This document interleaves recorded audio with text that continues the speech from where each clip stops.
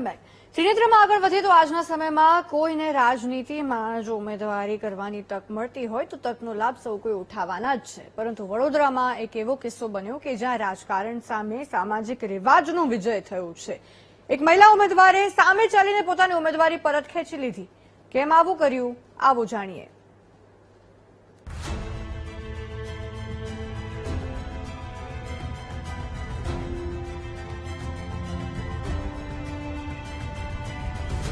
વડોદરા મહાનગરપાલિકાની ચૂંટણી માટે કોંગ્રેસ દ્વારા પ્રથમ યાદી જાહેર કરી દેવામાં આવી હતી, જેમાં વોર્ડ 8માં મહિલા ઉમેદવાર તરીકે જાહેર કરાયેલા મહિલા ઉમેદવાર ઉર્મિલા પરમારના સસરાનું નિધન થતા તેઓએ ચૂંટણી નહીં લડવાનું નક્કી કર્યું છે અને આ અંગે શહેર પ્રમુખને લેખિતમાં આપ્યું છે।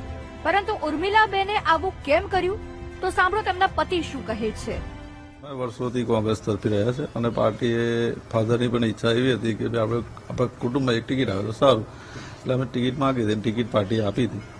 પછી એ અરસામાં જ મારો ફાધર થોડા બીમાર હતા, એટલે એમને એટેકનો હુમલો આવ્યો અને ઓફ થઈ ગયા। પછી અમે અમારા પરિવાર બધું ચર્ચા કરી કે ભાઈ આપણે 6 મહિના સુધી ઘરની બહાર પ્રચારમાં કંઈક નીકળાય એવું નથી, એટલે અમે ટિકિટ પાર્ટીને પાછી કરી દીધી છે। મહત્વનું છે કે હિન્દુ શાસ્ત્રોક્ત વિધિ પ્રમાણે મૃત્યુના 13મા દિવસ સુધી અલગ અલગ વિધિ ચાલે છે, જેના કારણે ઉર્મિલાબહેને તેઓના પરિવારમાં રહેવું અનિવાર્ય બન્યું હતું। આ સમયગાળા દરમિયાન તેઓ પ્રચાર પણ ન કરી શકે, તેના કારણે આ નિર્ણય લેવાયો હોવાનું જાણવા મળ્યું છે। કેમેરામેન કિશોર ક્ષીરસાગર સાથે માનુ ચાવડા, વીટીવી ન્યૂઝ, વડોદરા।